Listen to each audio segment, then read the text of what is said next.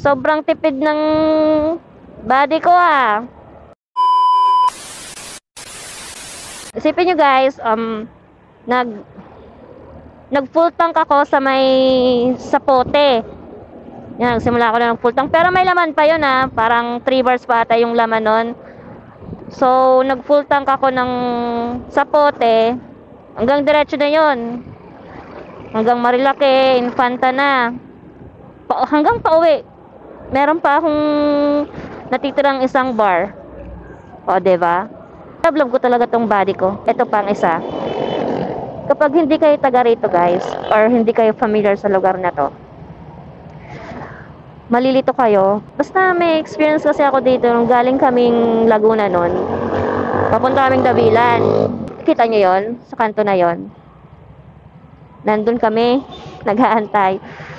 So, hindi kami familiar sa lugar na to. Kasi, first time ko din pumunta ng Davilan nun. Kasi galing pa kaming Laguna. Yung stoplight na yon, kita nyo guys. May arrow siyang papunta dito eh. Arrow, tapos may pag-go signal doon sa may papunta doon. Sa diretso na. Pero nung mga oras kasi na yon, hindi namin agad napansin. Parang, may nag-go signal yung part na diretso papunta doon.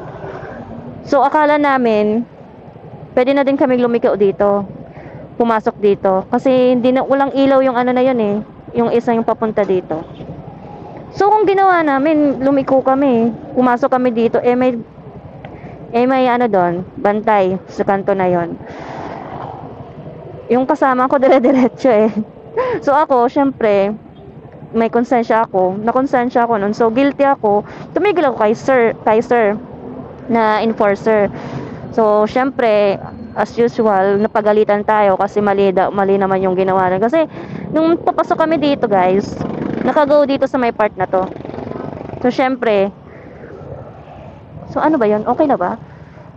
Pero guilty ako nun. Oh, ganito guys, kanina mag-go pa sana ako eh. Tingnan nyo, naka-go dito. Pero ang naka-go pala dapat doon sa kabila. So, buti na lang hindi ako nag-go, diba? So, makiramdam na lang tayo. Kapag hindi kayo taga rito, or hindi kayo familiar sa lugar na to, sa Carmona, itong intersection na to, makiramdam na lang kayo. Siguro makiramdam na lang kayo. Kung hindi pa nag-go yung mga kasama nyo dito, pwede nyong makiramdam na lang kayo. Wag muna kayo mag-go. Ako kanina, madadali na naman ako, tinang nyo. Kasi hindi ako familiar pa dito, kahit nakapunta na akong Davilan, guys. Mumunti ka na naman magkagawa. Tingnan nyo yun. O, di ba?